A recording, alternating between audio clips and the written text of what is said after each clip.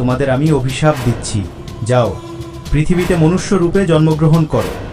যেদিন তোমাদের একসাথে মিলন ঘটবে সেদিনই তোমরা এই অভিশাপ থেকে মুক্তি পাবে।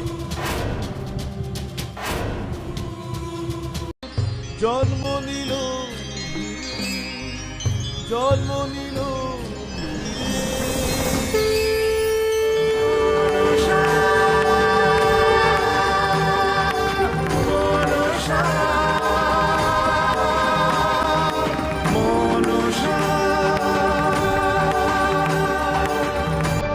পিতা, আমি আপনার কন্যা হয়েও কেন মানুষের কাছে পূজা পাই না? দেবদেবীরা সকলেই শ্রদ্ধা আর পূজা পান, অথচ আমাকেই মানুষ ভয় করে, ঘৃণা করে। আমার অস্তিত্বকে তারা অস্বীকার করে, আমার নাম শুনলেই সরে যায়। আমি পূজার অধিকার চাই। আমি চাই মানুষের ঘরে ঘরে আমার নাম উচ্চারিত হোক, আমার সম্মান হোক। বলুন পিতা, আমি কিভাবে সেই পূজার অধিকার পাবো? মনসা, তোমার বেদনা আমি বুঝি। তুমি যোগ্য, কারণ তুমি সাপেদের অধিষ্ঠাত্রী দেবী, জীবনের রক্ষাকারিণী। কিন্তু পৃথিবীতে পূজার অধিকার সহজে পাওয়া যায় না। তার জন্য ত্যাগ, সংগ্রাম আর ধৈর্য লাগে। তোমার পূজার পথ সহজ নয়। শোনো, যেদিন তুমি চাঁদ সওদাগরের কাছ থেকে পূজা আদায় করতে পারবে, সেদিন থেকে সমগ্র পৃথিবী তোমাকে স্বীকার করবে। প্রতি ঘরে ঘরে তোমার নাম ধ্বনিত হবে, আর তোমার পূজা অমর হয়ে থাকবে যুগের পর যুগ। চাঁদ সওদাগর, কে তুমি? আমি দেবী মনসা। দেবী হলে কি হয়েছে? সমগ্র জগৎ আমার ভয়ে কাঁপে। আমি ভয় পাই না। আর তুমি সাহস পাও আমাকে অস্বীকার করার? হ্যাঁ, আমি শিব ভক্ত।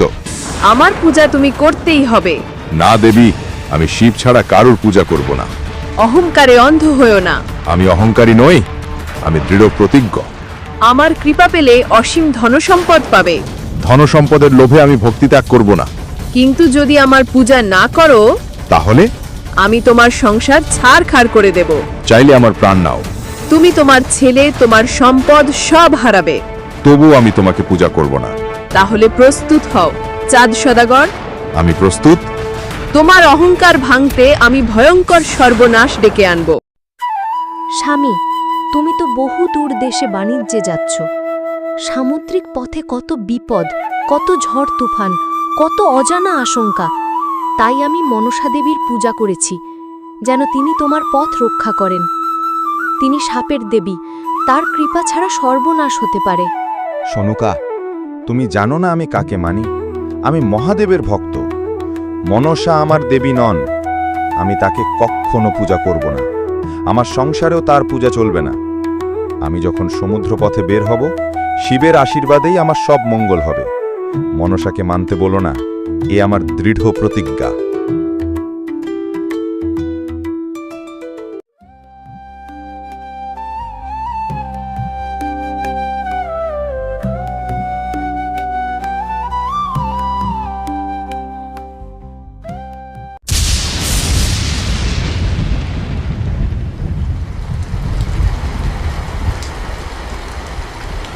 চাঁদ, আমার পূজা না করে ঘট ভাঙার ফল এটাই।